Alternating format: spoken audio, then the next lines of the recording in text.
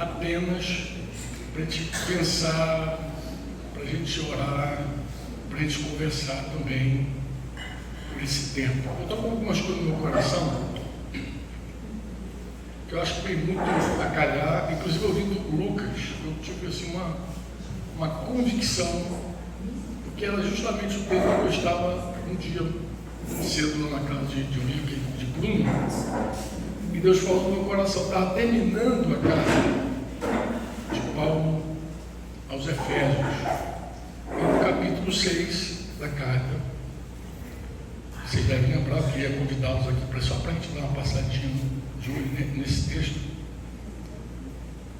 E no capítulo 6 aos Efésios, Paulo ele faz aquela recomendação à igreja, depois de falar da igreja, da posição da igreja, depois de falar de quem é a igreja e de como a igreja deve viver, resumindo, ele, no versículo 10 do capítulo 6, ele vai dar a seguinte direção para os irmãos. Quanto ao mais, estou lendo a versão NAA, Nova Almeida atualizada. Quanto ao mais, sejam fortalecidos no Senhor e na força do seu poder. Vistam-se com toda a armadura de Deus para poderem ficar firmes contra as ciladas do diabo.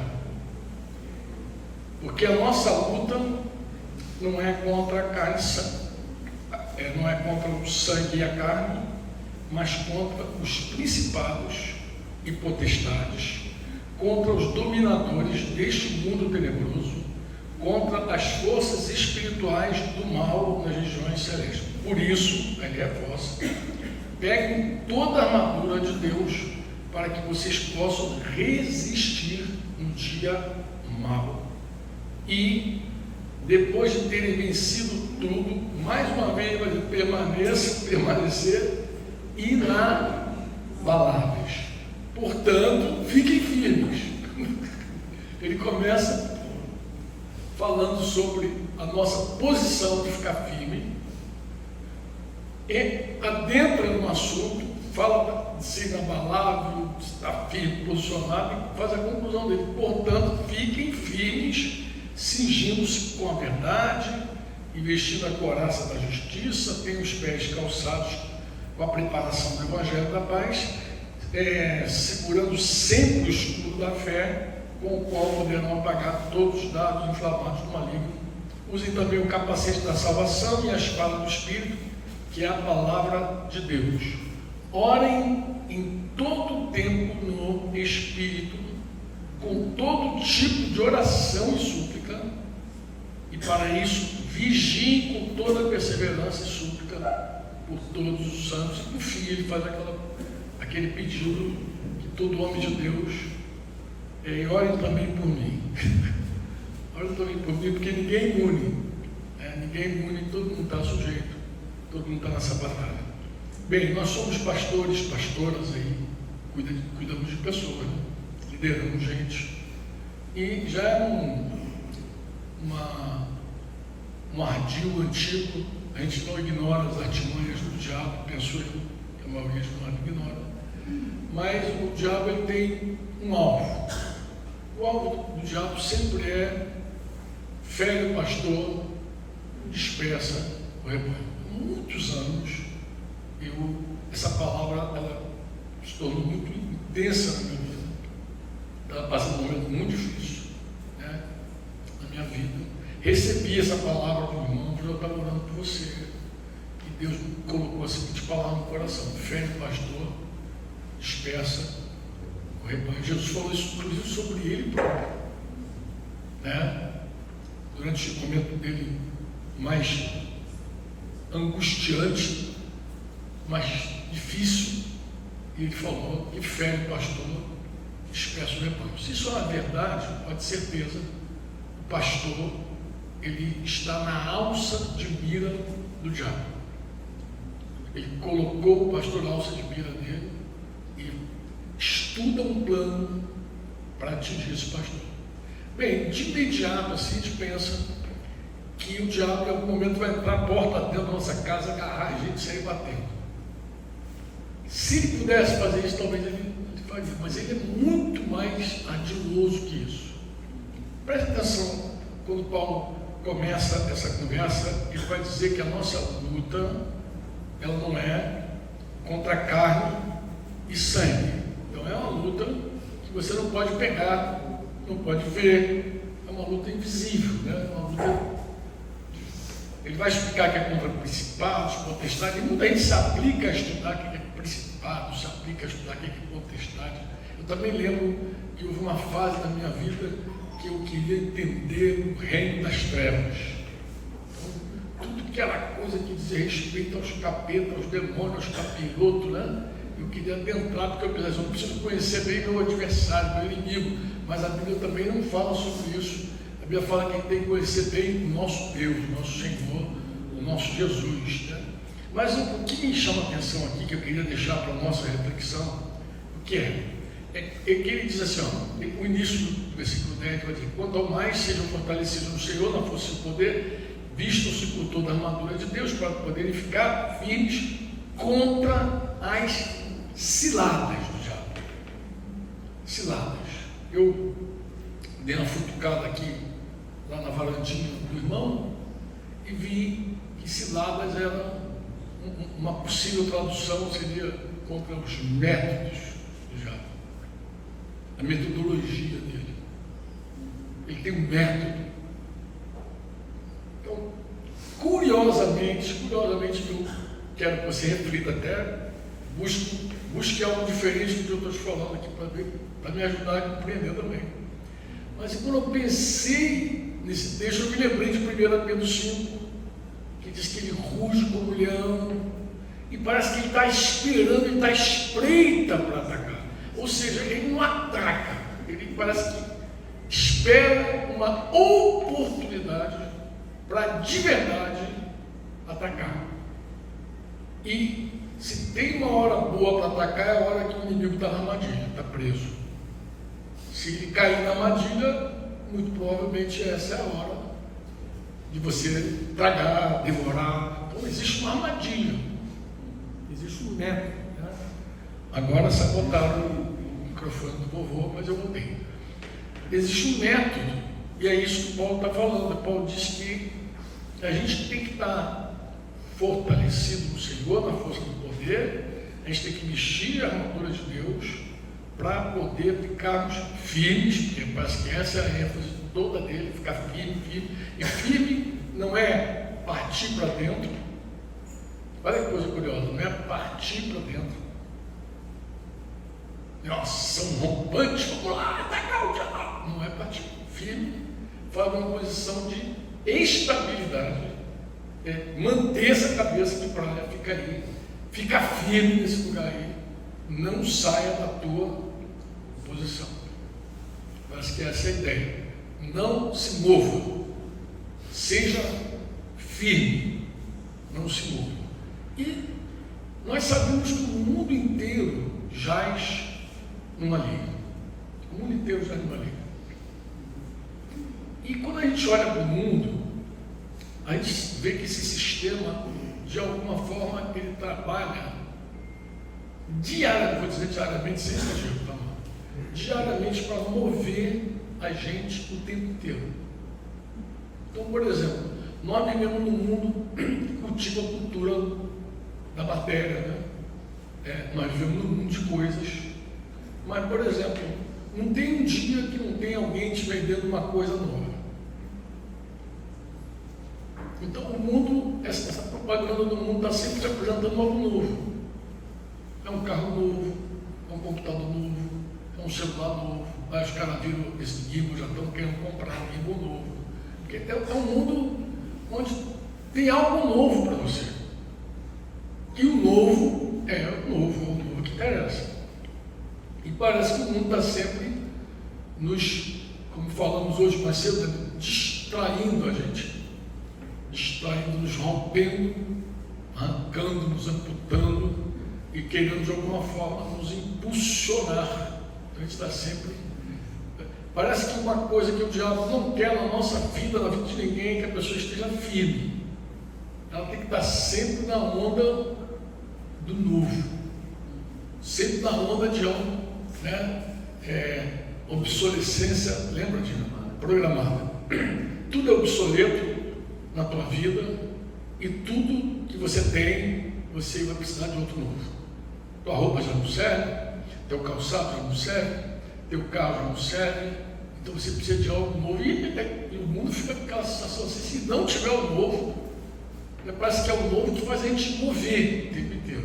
Eu até, quando olho para essa metodologia mudando, eu não me admiro, por exemplo, quando olho para a igreja e vejo irmãos levados por todo o vento de doutrina, como Efésios 4 lá, querendo sempre novo, querendo sempre algo novo, a igreja nova, com um painel novo, com LED novo, uma metodologia nova, um cantor novo, de preferência um pregador novo, não sei se esse velho careca aí, sempre alguém, algo novo, porque o novo é o que move o mundo.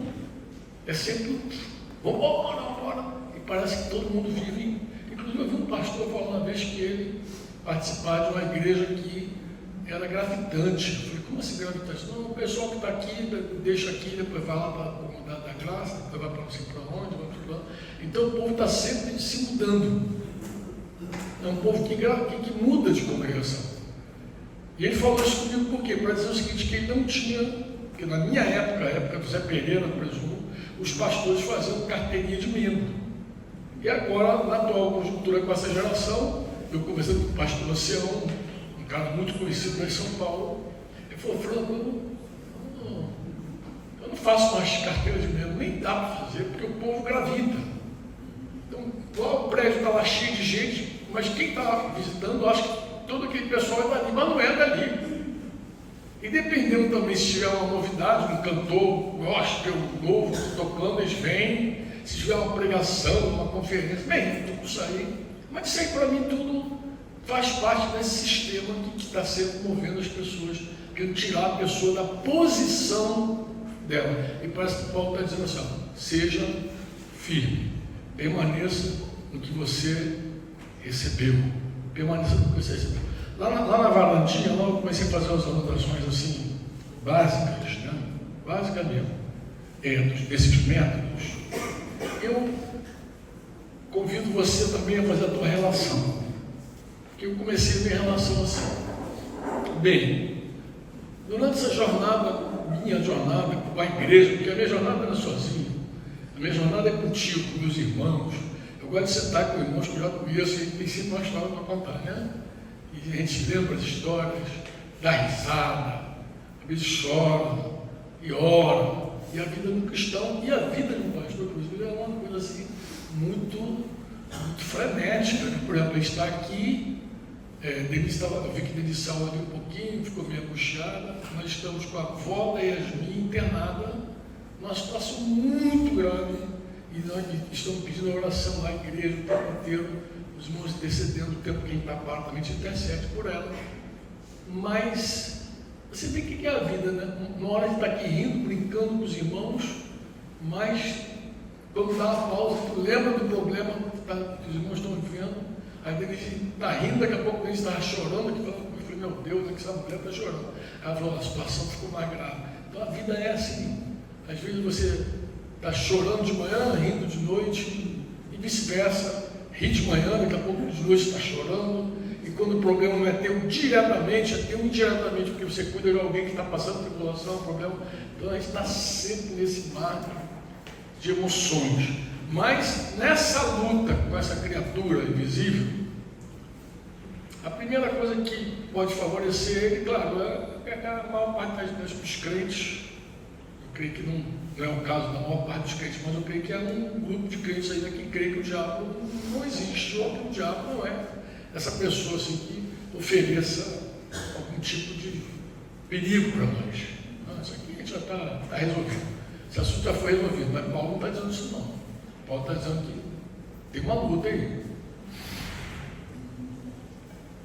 Não é um assunto resolvido, é um assunto que inclusive ele fala de um dia mau. Parece que tem um dia que é pior.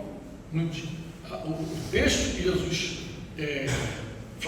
angústia dele, ele fala que aquela noite era a noite das trevas. Ele falou, isso aqui é a noite das trevas. Por isso que ele falou para os discípulos, vigia e ora, porque o espírito de vocês está pronto, mas a carne, meu filho, a carne é fraca. Então, acorda, vigiar é ficar acordado. Vigia é isso, é ficar acordado, ficar desperto, ficar esperto. Acorda, tu que dormes. Ele está falando isso. Mas o diabo, em geral, ele costuma negar a existência dele. Eu quero chamar a tua atenção para o fato de que as armas citadas aqui são armas diferentes. Não é ele entrando na tua casa te dando uma espadada, mas ele preparando um buraco na porta da tua casa para você cair. Aí sim, quem sabe, ele vai lá te fustigar. E você vê a tentação dele com Jesus, eram todas armadilhas. Ele não partiu para agredir Jesus, ele nem podia. E conosco também não, porque o maligno não te toca, né? Mas ele tem a sua forma de ir nos enredando. Eu passei o ano passado, foi esse ano, janeiro, com meus irmãos, e gastei um tempo falando, quase aqueles dias todos lá, estava uma galera aí, os irmãos da Cor da Folha e mais alguns irmãos da Petit. E eu passei um tempo ali, irmãos, falando sobre passei com os irmãos falando sobre a vitória da igreja sobre o diabo. Eles o venceram, disse Apocalipse 12. Ele vai dizer, e ele vai apresentar as armas. Ele vai dizer, venceram por causa do sangue do Cordeiro, venceram por causa da palavra do testemunho que deram, palavra do testemunho que fala. E mesmo diante da morte, não amaram a própria vida. Então, e a gente gastou o mês ali quase todo só falando sobre isso. Não sei como é que os irmãos vão comentar, mas eu comecei a mostrar essa posição da igreja, a importância, como você não está debaixo do sangue de Jesus, como você tem um testemunho que fala por si só. Somos sal, você diz amém ou não? Somos luz. Brinquei até com os irmãos, fiz uma parábola, não foi? Parafraseei um pouquinho o texto de Lucas, quando Jesus fala que nós somos enviados como ovelhas por meio de lobos. Eu falei, nós somos ovelhas bomba, não tem bomba. Então, a arma parece que não está nas nossas mãos, parece que a arma somos nós mesmos.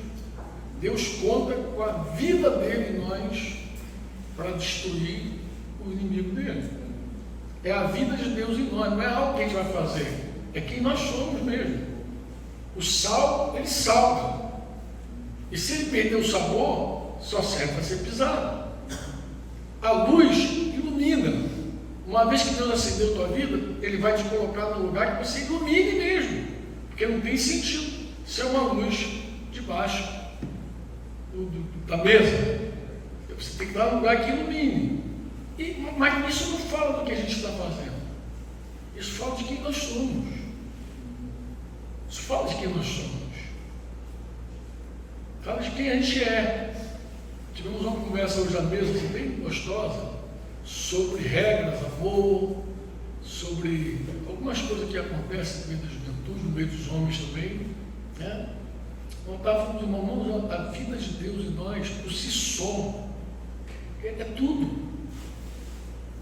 O que Jesus veio fazer, morreu por nós, morreu pelos nossos pecados, ressuscitou, mas o ápice disso é derramar o Espírito Santo em nós. O ápice é que o Espírito Santo viesse morar em nós. Paulo vai dizer isso aos Gálatas, está aí lá. Esse é o ápice, ou seja, quando a vida de Deus entrou em nós, aí é tudo. Agora é a vida de Deus em nós. E o inimigo não teme outra coisa, é Cristo em nós que ele teme. Ele não teme qualquer coisa que a gente possa fazer, mas ele teme se nós somos transformados, se nós amadurecemos, se nós somos filhos. Isso ele teme. Isso ele teme. Ele teme se a gente, por exemplo, rejeita mesmo, que é uma rejeição, é uma luta contínua, diária, do nosso orgulho. Falava para o Wilke sobre um livro que eu li há muito tempo, eu sempre recomendo,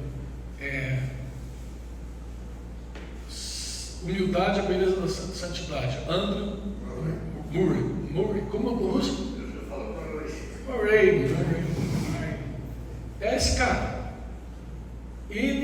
Esse livro, a Humildade e a Beleza da Santidade, é um daqueles livros que você tem que ter guardado, às vezes, quando está lendo. Pensa num livro necessário. E aí tem que ter uma frase que eu guardei para a vida. Ele falou assim: você nunca vai ver um santo orgulhoso. Nunca vai ver. Um santo tem que ser humilde. Bom, acho que o papo foi esse, não, Wilke? A gente estava conversando o que é o processo da santidade, né? Se a pessoa já fosse santo logo na hora que você se converteu, você já estivesse pronto assim, eu falei, mas para isso acontecer, Wilke, todo o nosso orgulho teria que ser arrancado de uma vez só. Teria que ser extraído da gente, nosso orgulho. Por quê? Porque o nosso orgulho, ele porque o diabo conta. O diabo conta com o meu orgulho e com o teu orgulho. Ele conta com isso. Se não fosse o nosso orgulho, o diabo, ele nem tentaria mexer com a gente. Mas ele sabe que nós temos uma natureza inclinada para essa coisa desgraçada. Eu quero mostrar um texto para vocês, que durante esse mês de janeiro, eu fiz assim, Tiago 4. A gente conhece muito o versículo 6 de Tiago 4, mas ele nos dá cada vez mais graça, porque, por isso diz, diga comigo, Deus resiste aos soberbos. Não, diga junto, Deus resiste aos soberbos, mas dá graça aos humildes. Agora olha só, portanto, completa. Sujeitai-vos a Deus e resistir ao diabo, que ele, olha o que ele está dizendo. Ele está falando que o meu orgulho, que o teu orgulho tem que ser quebrado primeiro, para experimentar de fato uma sujeição a Deus, uma resistência ao diabo. É curioso, o que esse versículo me saltou? Porque o texto que eu estava estudando com os irmãos não era esse. Eu não me lembrava que o sujeite-se a Deus e resiste ao diabo vinha depois de Deus resiste ao soberbo da graça. Eu não lembrava disso. Mas quando eu fui ver, foi uma surpresa grata para mim. Porque o texto que eu estava conversando com os irmãos também fala de humildade, soberba e de luta com o diabo. Onde é que está isso? Eu estava comentando com os irmãos de 1 Pedro 5, que inclusive eu acho que eu dediquei um capítulo de um livro chamado Vocacionados, só falando sobre essa batalha. Quando lá em 1 Pedro 5, Pedro vai dizer, né, que o versículo 6, né, portanto humilhe-se debaixo da... Vamos voltar para o 5 primeiro. Ele está falando com pastores, acho que cai muito bem aqui. Ele está falando com pastores mais novos agora. Peço igualmente aos jovens. Esses jovens são pastores jovens. O capítulo 5 ele está falando dos presbíteros. Estejam sujeitos aos que são mais velhos. Você é pastor novinho? Você conhece um pastor mais velho? Você sujeita naturalmente a ele. Ele é mais velho. Você chegou agora. Então seja humilde. Mas ele vai dizer que todos se revistem de humildade no trato de uns com os outros. Como assim fala? Há um trato mútuo entre nós. E no trato mútuo, não interessa se é velho, tu tem que sujeitar uns aos outros. Um novo, com a palavra de Deus na mão, é suficiente para quebrantar o velho. É a mesma coisa marido e mulher. Eu sou cabeça. Não, tu é o cabeça, mas com a mulher, com a palavra, se brilha, meu velho. Porque Porque se você não se humilhar, e Pedro está falando sobre isso, Deus vai te resistir. Porque ele vai dizer para os jovens, ó, todos devem ser revestidos de humildade no trato de uns com os outros, não desce perversos, não é novo. Porque Deus resiste aos soberbos, mas dá graça aos humildes. Preste atenção. Deus resiste aos soberbos, dá graça. Portanto, humilhe-se debaixo da poderosa mão de Deus, né? Para que ele, em tempo oportuno, os exalte, lancem sobre ele todas as suas ansiedades. Aí parece que ele ia falar de um outro método diabólico agora, né? De uma outra forma do diabo colocar armadilha na tua vida, para deixar você ansioso, desesperadamente ansioso, essa coisa insana, de querer resolver a vida do teu jeito, na tua hora, aquela pressa louca, né?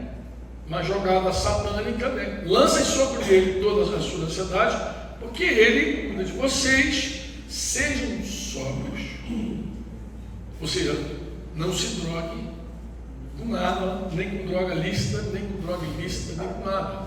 Não se drogue, seja sóbrio. Sóbrio aí, sóbrio mesmo, né?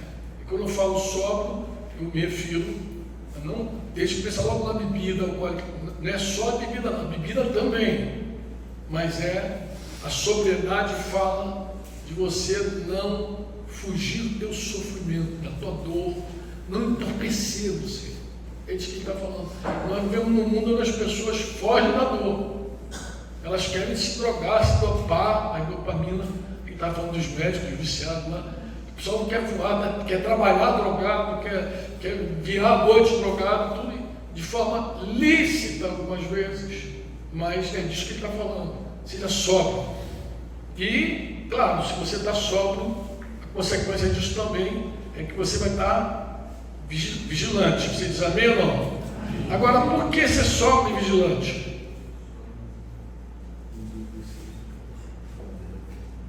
O inimigo de vocês, o diabo, ele anda em redor como um leão que ruge procurando alguém para devorar. Agora, olha que detalhe interessante. Resistam, de novo, firmes. Resistam firme na fé, certo de que os irmãos de vocês mais uma vez ele está falando que a nossa posição é uma posição de firmeza, é posição. Você não resiste ao diabo querendo dar na cara dele. Eu disse até para os irmãos, irmão, se o diabo disser que você é feio, lembra, Zuca, eu falei isso uma vez, você não teima com ele, não fica discutindo com o diabo. Você fala, você não presta, você é um falso adorador, você tem alguém que quer acusar você. Você não tenta dizer que você é o contrário, porque se você entrar nessa, você que está se advogando em causa própria. Você pode dizer para ele, olha, eu sou isso aí, mais alguma coisa, eu sou pior do que você está falando, mas não resolve isso comigo não, resolve com aquele que me comprou. Aquele que me comprou com o sangue dele, porque eu estou debaixo desse sangue. Ele me comprou, resolve com ele. Ele me comprou, resolve lá, vai discutir com ele, porque comigo. Porque a gente não se defende do diabo. A gente está firme na nossa fé, na nossa convicção. A gente é firme na palavra. É firme. Ele quer te remover da tua fé o tempo inteiro. E você fica o tempo inteiro na fé. Vocês sabem ou não? Agora eu vou contar uma experiência para vocês para terminar aqui esse tempo. Uma experiência pontual. Estava contando isso para os irmãos, dando exemplo desse momento. Eu estava conversando com o André. Ele estava conversando com o André um dia lá, não foi, André? Falei, André, vou te contar a história de uma vez que eu percebi o diabo numa situação. Porque não é sempre que a gente percebe, não. Mas foi assim. Eu estava com meus filhos na piscina, meus filhos eram pequenos. Eu tinha uma casa em Realengo, tinha uma piscina nos fundos. Estava aquele calorzão de doer. Entrei na piscina e as crianças ali, minha filha, meu filho. Tinha um cachorro que sempre vira lá, porque ficava em volta da piscina, querendo entrar, a gente não deixava. E num dado momento eu lembrei que eu tinha que ver minha mãe. E chamei minha filha para ir comigo, ela não quis. Chamei meu filho para ir comigo, ele também não quis. Eu levantei, saí da piscina, fui na ducha.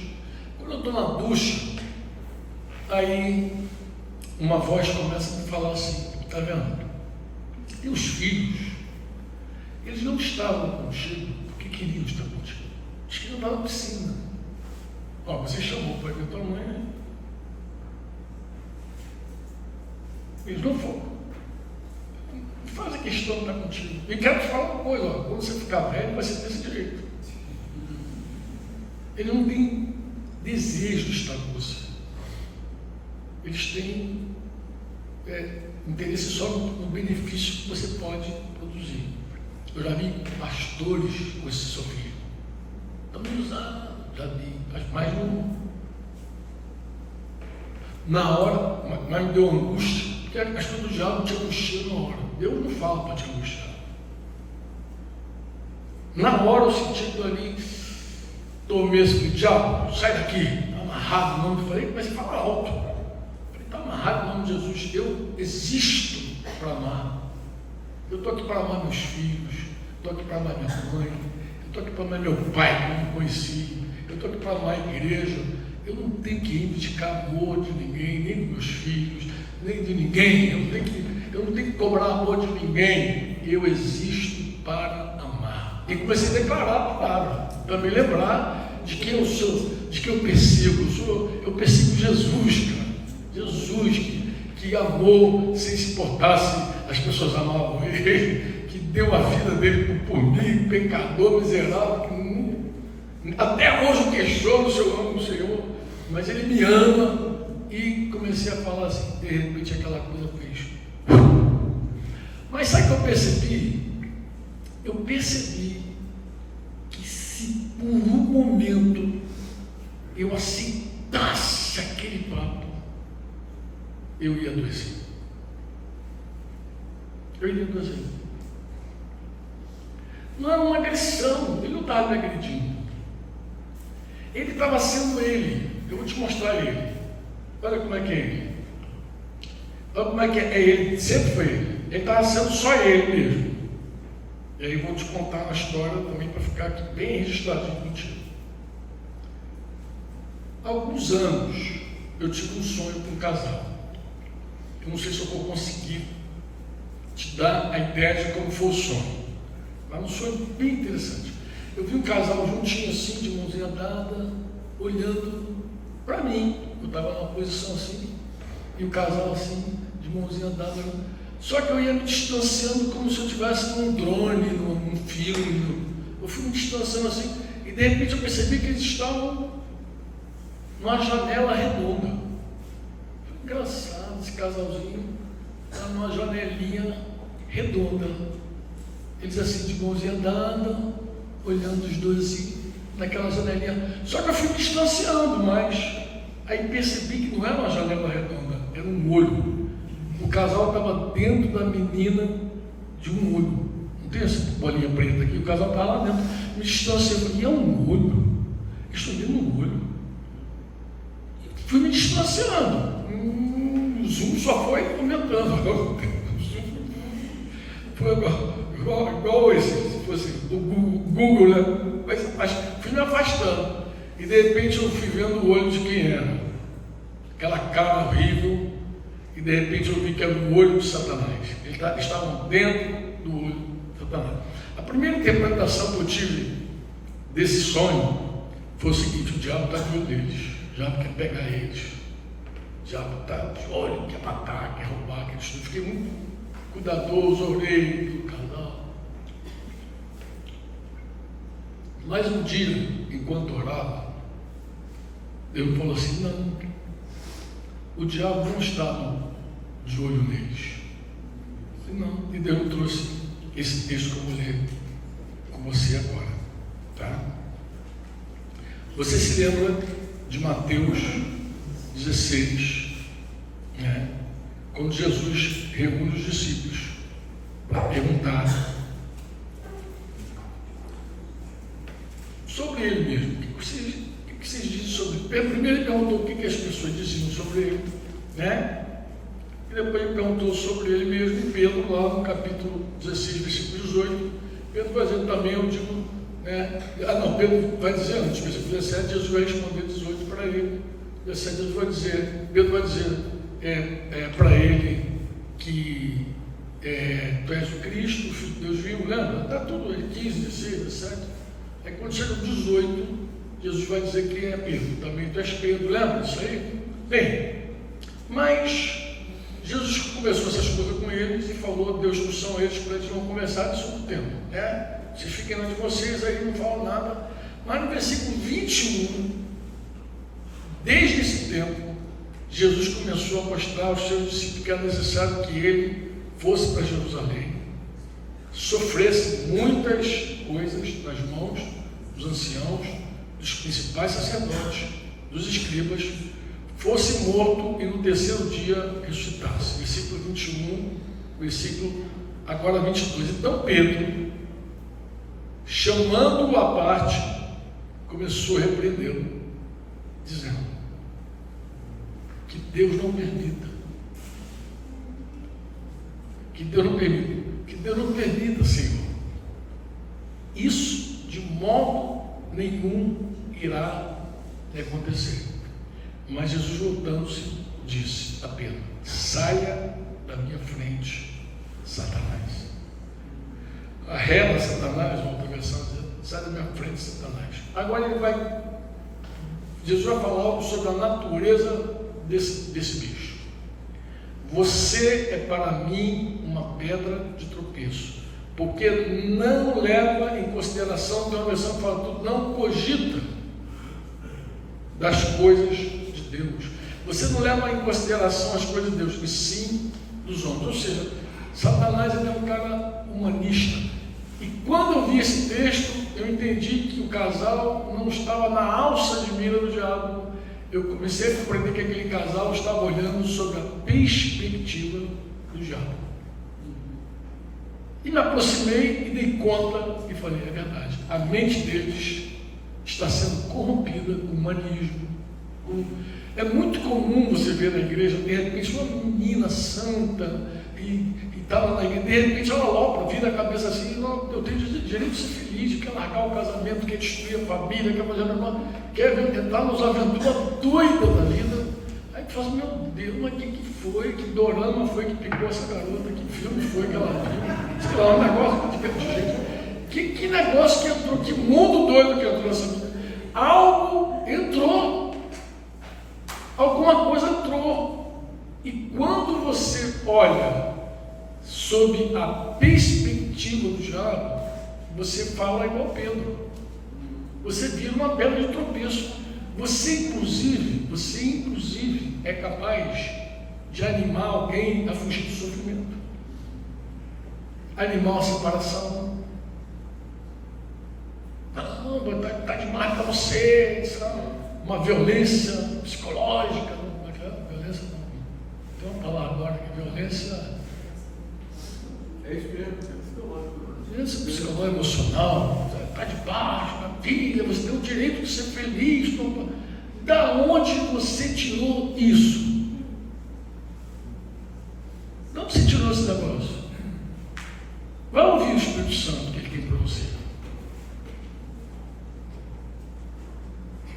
Mas a gente fica humanista, né? Humanizado, humanista. Você é humanista, você acha que você está olhando sobre a perspectiva de quê? De Deus ou dos homens?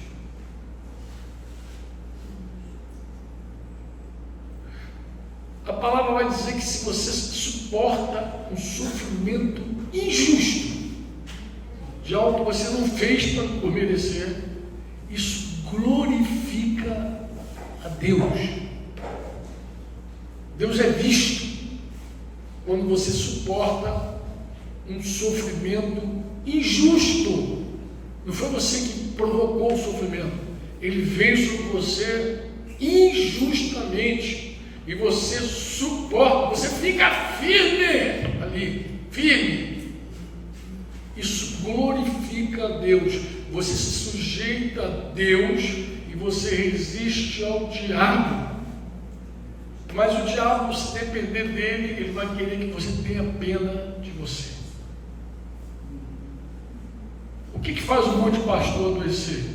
Pena de si mesmo. Um livretinho que eu escrevi há muitos anos, Deus falou comigo. morrendo para frutificar. O título do livro, inclusive, é esse: Morrendo para Frutificar. Eu escrevi para liderança. Lembra disso, Tim? Mas por que morrer para frutificar? Porque foi o próprio Jesus que falou que aquele que ama a sua vida vai perder, e aquele que aborrece a sua vida por amor dele vai encontrar a vida. Ou seja, tem um monte de crente hoje sem vida. Por quê? Porque preserva a vida. Não tem a disposição de morrer e dar fruto. Eu já vi gente sofrer, mas não por causa de Jesus. Eu conheci um camarada que a mulher batia nele. Mas até a história lá daquele cara, não vou falar dele não, ele está aí. A mulher batia nele. Mas eu lembro de uma vez que a mulher bateu nele. Um dia ele chegava de madrugada lá em casa e ela só não bateu mais nele porque ele fechou o vidro da casa. Senão ela tinha acabado com ele. E um dia, um belo dia, esse camarada largou essa mulher. Ele se suportava aqui todo dia e tal. Mas eu tinha assim um negócio na cabeça que eu vou te contar também. Sobre esse cara. Um dia, um belo dia, esse cara deixou a mulher. Trocou por outra. Eu encontrei ele numa noite escura no Rio de Janeiro. Sabe quando você encosta janela com janela assim, no carro, uma rua assim, no movimento? Opa, tudo bem, encostei janela, fiquei passando aí. Não, nada. Eu soube que você deixou sua esposa, que outro, ele já não caminhava conosco. Ô Francão, já deu, né, cara? Mas por que você deixou sua esposa? Cara, eu deixei porque eu não a amo mais. Foi a resposta que eu precisava. Falei, quer dizer que você suportou tudo aquilo, tapa na cara, mordida, unhada, só por causa do teu sentimento por ela? Você nunca fez nada por Jesus? Bem, agora você me respondeu uma outra dúvida que eu tinha. Que eu sempre olhei para a tua vida, vi aquele cara sofrendo, mas nunca vi um fruto na tua vida. É aquele cara que não tinha um discípulo, não tinha nada na vida, nada. Eu falei, agora você tirou essa dúvida também que eu tinha. Porque você era um cara que se dizia missionário, que se dizia um monte de coisa, mas não tinha um fruto. Mas eu sei, agora eu sei. Porque você nunca, de fato, foi aquele grão de trigo que caiu na terra e morreu por causa de Jesus. Porque ele é a vida de Deus. Porque ele dá um fruto para Deus. Você fez porque você se amava. Você não amava a tua mulher, não. Você queria tanto ela que se sujeitava àquela junhada toda. Porque se você... Porque isso não é amor. Isso é uma paixão humana. Isso é aquela coisa humana. O amor de Deus é outra coisa. Porque eu falei, se você amasse de verdade, a história seria outra. A hora que teu sentimento por ela acabou, o que tu vai sofrer? Troca de mulher, pô. Agora acabou, não sinto mais nada por você. Já era, já foi, para de me bater. Vou trocar. E foi. Então, o fruto, o nosso fruto, está intimamente ligado à nossa morte. Mas, sob a ótica do diabo, você não vai morrer nunca. Ele não vai deixar você sofrer, ele não vai deixar você negar a sua vontade. Se depender dele, não, nunca, nada. E ele não precisa mover uma pena para te destruir. Ele não precisa mover nada. Se ele te convence que os argumentos dele são bons para você, acabou, já te destruiu já. Por quê, filho? Porque aquele que ama a sua vida, perdeu ela. Aquele que aborrece a sua vida por causa de Jesus, é que encontra. Então, se ele puder te convencer que não vale a pena aborrecer a sua vida por causa de Jesus, acabou. Você é uma pessoa sem vida. A palavra ali é psique, tá, gente? É sem a tua psique. É aquele cara que está em busca da alma, não encontra a alma, não forma a alma, não transforma, não muda. Então, é uma guerra onde a gente tem que estar posicionado, convicto com a palavra de Deus, sempre acendendo a nossa fé e movendo a nossa fé. Porque o nosso inimigo não vai entrar no teu quarto com aquela foice e te dar e arrancar teu pescoço. Isso ele não vai fazer, eu te garanto. Ele não quer, nem pode fazer isso contigo. Mas o que ele pode, ele faz. Eu falei que ia terminar uma meia hora, vou terminar mesmo. Ó, Balaão foi convidado por Balaque para amaldiçoar o povo de Israel. Ele não tinha como amaldiçoar aquele povo. Ele conhecia um princípio, uma lei espiritual. Bendito é quem abençoar esse povo, e maldito quem amaldiçoar esse povo. Então, enquanto esse povo não vale macumba, não vale feitiço, não vale candomblé, banda, quimbanda, não vale nada. Tu pode fazer qualquer coisa contra esse povo, não funciona. Ele já sabia disso. Agora, outra coisa que ele sabia também, que ele era um cara esperto, se abençoasse o povo, ele era abençoado também. Então, o que ele fez? Abriu a boca da pessoa mais uma vez. Mas, quando passou tudo, ele queria bufunfo, amou o prêmio, que Balaque ia dar para ele, e falou assim: cara, eu não vou te chorar, não dá não, mas eu vou te ensinar uma estratégia. E interessante que essa doutrina de Balaão, Jesus fala lá em Apocalipse que ela está viva ainda. É uma doutrina que permaneceu. Viu? Tem contra você que você também. Ele fala muito que suporta, mas tem uma ele reprova e outra diz que você é contra a doutrina do Balaão, como eu também reprovo, não quero. Mas é a doutrina que está viva. Mas qual é a doutrina dele? Lembra lá você?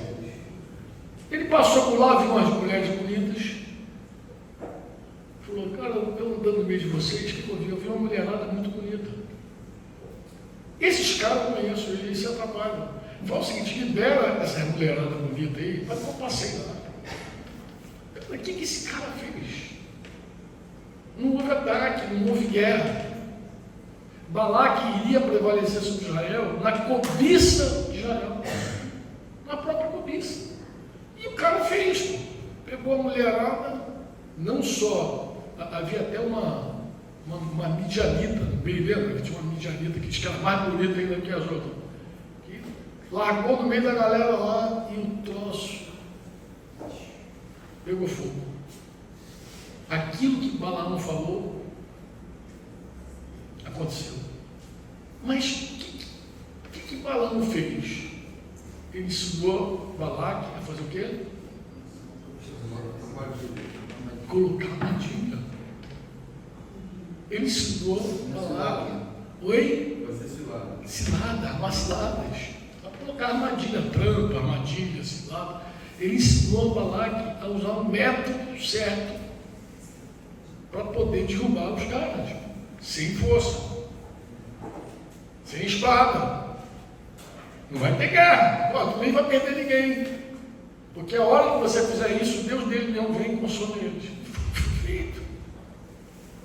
Então, essa estratégia, esse método, é conhecido, está na Bíblia. Então, estejamos firmes. Você disse amém ou não? Eu queria despertar você com isso, começar esse sábado pensando assim, cara, vamos estar mais atento, mais vigilante, aquilo que quer seduzir, fascinar, entendeu? Aquilo que quer desviar a gente, porque as possibilidades são muitas.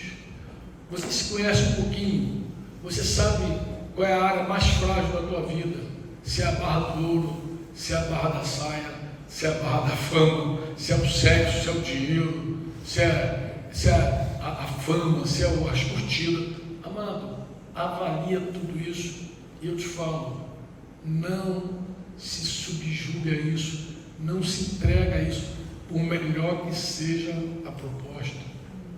Em nome de Jesus, resiste essas coisas, se posicionar. Por que, Vão? Porque se você não posicionar, o diabo te pega. É simples assim. É a armadilha dele. Você tem que ter aquele faro de Deus. Isso aí é ruim, isso aí eu não quero não. Não é porque isso aí pode me atrapalhar. E não é nem pelo outro ou pela outra pessoa. Na verdade, as pessoas fazem proposta para nós que a pessoa está cheia de boa intenção.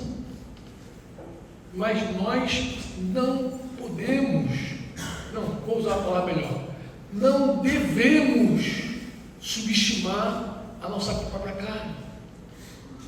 Não subestima a tua carne. Não fica achando que a tua carne é boa, porque ela não é. Não há proveito algum nela. Esse orgulho de achar que a gente sabe mais do que Deus é tolice pura. E isso impede a gente de se sujeitar a Deus e resistir ao diabo. Olha quem está apanhando do diabo. É gente que resiste a Deus e se sujeita ao diabo, que faz o contrário. E tem um monte de crente assim hoje, um monte de vários lugares, resistindo à voz de Deus, resistindo à voz do Espírito, endurecendo e cedendo os papos do diabo. Está lá, como alguém já disse, cultivando o maligno lá, o diabo dando altas ideias e o cara lá no divã recebendo todas. E o diabo é tão nojento nesse sentido que ele é capaz de fazer você pensar que a ideia é tua. Atos 5, Ananias e Safira. Pedro perguntou a eles: como Satanás encheu teu coração? Ou permitiu que Satanás... Como é que você fez isso? Como é que ele encheu teu coração? Oi? Ele deu permissão.